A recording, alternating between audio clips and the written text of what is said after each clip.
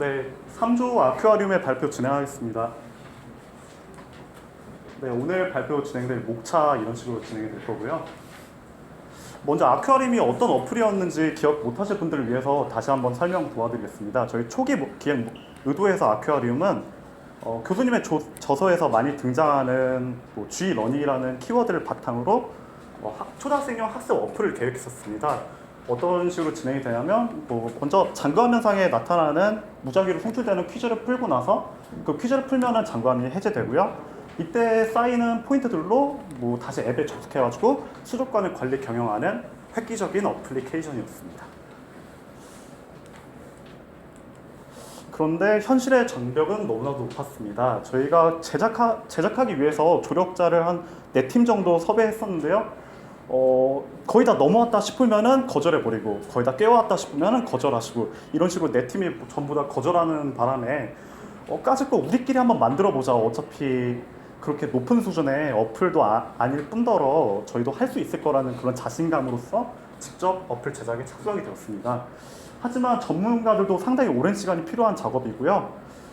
그래서 저희 수준에서 실제로 개발이 가능한 수준에서 어느 정도까지 만들 수 있을까 싶었는데 현 시장에서는 초등학생 수준의 문제은행 퀴즈 어플리케이션이 그다지 많지 않다는 점을 발견을 하고 이제 이 초등학생 수준의 문제은행 어플리케이션으로 개발 방향을 좀 더 선회했습니다. 초기에 저희가 획기적으로 말씀드렸던 장구함이라든가 수족관 타입은 아쉽게도 포기를 한 상황이었고요. 먼저 시장 현황, 시장 분석을 다시 말씀해 드릴 텐데 저희 1차 발표 때 이미 파이포스를 통해서 알려드렸던 부분인데 다시 한번 넣었습니다. 지금 시장에 초등학생들을 대상으로 하는 퀴즈 어플리케이션이 그렇게 많지가 않습니다. 그런데 주니어 네이버라든가 이를 대체할 만한 대체제가 상당히 많기 때문에 저희 어플리케이션도 이 대체제들이 이길 만한 그 차별화된 점이 필요하다고 저희 생각했습니다. 저희 3달 동안 피고를 짰던 3조의 역사인데요.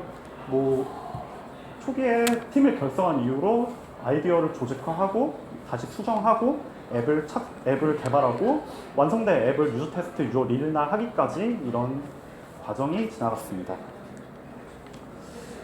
저희가 어떻게 앱을 개발했는지 과정을 설명해 드릴 텐데요. 먼저 다음 카카오에서 나오는 오븐이라는 개발 툴을 이용하였습니다.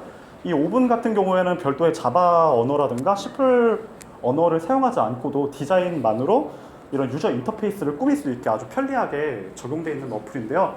하지만 베타 버전 개발 툴이다 보니까 저희는 퀴즈 콘텐츠를 만들려고 했는데 퀴즈 콘텐츠까지는 이 개발 툴을 이용해서 만들 수가 없었습니다. 그래서 저희는 직접 자바책을 꺼내 들었습니다. 이거는 앱 인벤터라는 프로그램입니다. 저희 보시면 이렇게 알록달록한 부분이 전부 다 자바 언어 코딩을 한 결과고요. 이 알록달록한 언어들이 이제 보시면은 저 오른쪽에 저번 2차 발표 때 보여드렸던 저희 퀴즈 콘텐츠 화면의 시안이었습니다. 저런 식으로 이제 개발이 되었던 것입니다. 그래서 저희 약간 수정을 통해서 5월 29일 날에 이 퀴즈 콘텐츠 베타 버전을 모두 완성하겠습니다. 이제 어떻게 어플이 진행되었는지 동영상 한 편 보여드리겠습니다.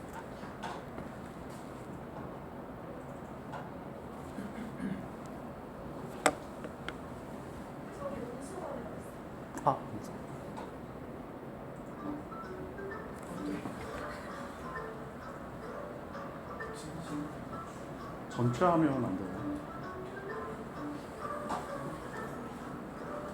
지금 로그인하는 화면입니다. 원래 회원가입을 누르면 또 회원가입 창이 뜨는데요. 지금은 그냥 시간을 짧게 하기 위해서 로그인으로 바로 하게끔 찍었습니다.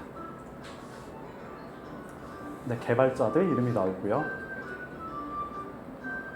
문제 풀기 화면입니다. 카테고리 선택할 수 있고요. 정답이고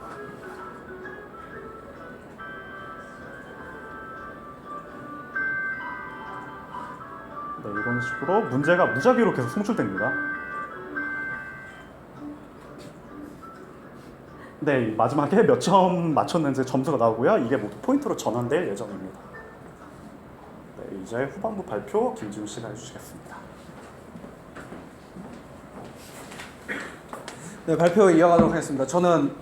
저희가 일단 유저 테스트를 하는 데 있어가지고 그 처음에 저희가 생각했던 거는 학원 이제 학교보다는 학원에 가서 초등학생들한테 이렇게 하는 게 조사를 하는 게 좀 더 쉽겠다 생각을 해가지고 학원을 여러 군데를 알아봤었는데 제가 다녔던 학원도 있었고 저희 집 근처에 학원도 있고 그 외 많은 학원들에 전화를 했는데 그 초등학생 전용 그 초등학생들만 이렇게 가르치는 학원이 많이 없었고 그렇기 때문에 그 학원들을 학생 수가 뭐 5명, 6명 이렇게 표본수가 매우 적어서 그냥 저희 학교 근처에 있는 을로초등학교랑 중대부초에 가가지고 직접 발로 뛰어서 조사를 했습니다. 한 20명 가량 조사를 했는데요.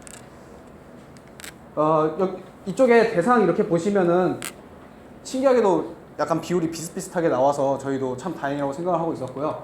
그 결과를 이렇게 보게 되면은 어플이 일단 재미있다, 재미없다로 일단 이원화 시켜서 저희가 물어봤어요. 그래갖고 한 결과 2학년과 3학년은 그 조사를 할 때 약간 시큰둥한 반응이 있었지만 나중에 이제 그 사운드 같은 데에서 약간의 흥미를 보이고 이 3학년 쪽을 제외한 나머지에서는 약간 재미있다 이러한 반응이 나타났었습니다. 그리고 어플의 디자인을 저희가 학생들한테 물어봤을 때 디자인이 너의 마음에 드는지 안 드는지 이렇게 이분화를 시켰습니다. 너네 이 디자인이 너네한테 마음에 들어 안 들어 이렇게 물어봤는데 그 이유도 초등학생들한테 이 디자인이 어떠한지 이렇게 설명을 해달라 그러면은 그냥 좋아요, 나빠요 이렇게만 대답을 했기 때문에 아예 처음부터 좋으냐 나쁘냐 이렇게 물어봤었는데 개선이 필요하다는 그러니까 마음에 안 든다는 의견이 압도적으로 많았었습니다. 그래서 나중에 한계점에도 나오겠지만 저희는 이제 디자인도 다시 개선할 여지가 있었고요. 그다음에 문제 난이도를 이렇게 봤을 때는 2학년과 3학년은 문제가 어렵다고 얘기를 했었습니다. 그리고 충격이었던 게 고조선을 건국한 사람이 당군 할아버지라는 거 모르는 학생들이 2, 3학년에서는 다 몰랐어가지고 충격적이었고요. 그리고 이제 여기 보시면 4학년 같은 경우에는 두 명 이렇게 반반씩 해갖고 쉽다 어렵다 이렇게 나왔고 5학년 6학년들은 이제 쉽다 이렇게 응답을 했었습니다. 그래서 저희가 지금 컨텐츠로 넣어놓은 문제의 난이도가 지금 초등학교 4학년 수준의 문제에 적당하다는 그런 결론을 내렸습니다. 그리고 어플을 이제 지속적으로 사용할 의사가 있느냐 이렇게 물어봤을 때는 2학년과 3학년은 아무래도 또래 친구들과 더 놀고 싶어하는 마음이 강했기 때문에 지속적으로 사용할 의사가 없다고 이렇게 대답을 했고요. 그다음 이제 4학년, 5학년, 6학년 같은 경우에는 을로초등학교가 아니라 이제 중대부초라는 사립초등학교였기 때문에 약간 그 편중된 의견이 있을 수 있는데 4학년부터는 이제 공부에 이제 관심을 많이 가지다 보니까 지속적으로 사용할 의사가 있다고 대답하는 학생들이 과반수 이상으로 나타났습니다. 그래서 이제 저희 그 유저 테스트와 그 조사 결과를 바탕으로 해서 한계점을 도출해 봤는데요. 일단 첫 번째로 흥미를 유발시킬 만한 요소랑 차별화 요소가 많이 부족하다는 것을 알게 되었습니다. 그래서 초등학생들이 좋아할 만한 캐릭터 요소, 요즘에 유행하는 게 또봇이랑 뽀로로인 줄 알았는데 요즘에는 터닝 메카드라는 이상한 로봇 만화를 좋아하더라고요. 그래서 그런 캐릭터 요소를 추가하거나 아니면은 내부 색감 등을 이제 전문적인 그 아동 심리학을 하시는 분이나 아니면 미술을 전공하시는 분들한테 조언을 구해서 내부 색감 아니면 그런 프레임들을 다시 재조정할 생각입니다. 두 번째로 초등학생의 지적 수준에 대한 파악이 미흡했는데 아까 그 문제 난이도에서 봤을 때 이제 저희가 처음에 4학년, 5학년, 6학년으로 이렇게 타깃을 잡고 들어가서 문제 설정을 했는데 그 와중에서 이제 4학년한테 편중이 된 경향이 나타나서 문제 난이도를 재조정할 필요가 있다고 느꼈습니다. 그리고 추후에 1학년, 2학년, 3학년을 대상으로 한 문제 컨텐츠도 추가할 계획입니다.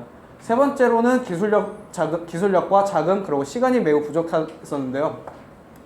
기술력 같은 경우에는 아까 영수가 처음에 얘기했던 대로 자바 언어라든지 C 언어 같은 그런 기술력에 문제가 있었고요. 자금은 저희가 이제 기술력이 부족하다 보니까 아웃소싱을 주려고 했는데 아웃소싱을 이렇게 알아본 결과 게임으로 넘어가게 되면은 약 3천만 원 정도의 자금이 필요한 것으로 조사가 되었었습니다.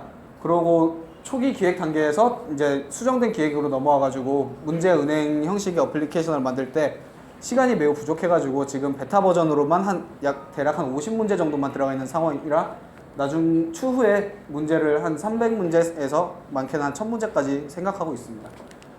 향후 계획으로 그 한계점을 바탕으로 해갖고 향후 계획을 말씀드리면은 지금 네이버 앱스토어에 베타 테스터를 신청을 해놨습니다. 이 베타 테스터를 신청해 놓으면은 네이버 이 베타존에서 저희 어플을 심사를 하고 개발 과정에 필요한 게 뭐가 있을지 이런 조언들을 해준다고 하더라고요. 그래서 이제 그 조언들을 바탕으로 해서 베타 테스터 다음 버전을 다시 좀 더 업데이트를 할 생각이고요. 지금 이거는 저희가 처음에 베타존에다 등록을 했는데 등록이 이제 거절되었습니다. 그 이유가 게임 그 어플 이름에 베타 테스터 아니면은 실험, 데모 이런 이런 이름이 들어가게 되면은 이게 이제 등록을 리젝트를 한다는 그런 내용입니다. 그 다음에 저희가 처음 생각했던 초기 기획안을 이제 생각을 하고 있는데 잠금화면이랑 게임이랑 연동시키는 그 초기 기획 의도를 생각을 하고 있고요. 그 다음에 관련 지식을 더 익혀가지고 전체적인 완성도를 높이려고 생각 중입니다.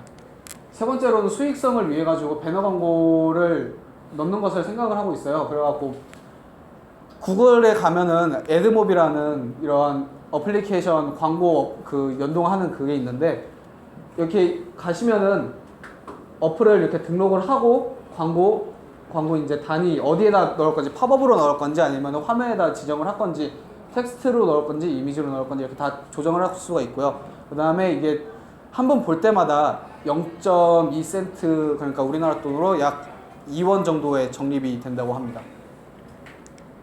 저희 발표는 여기까지고요. 한 학기 동안 수고 많으셨습니다.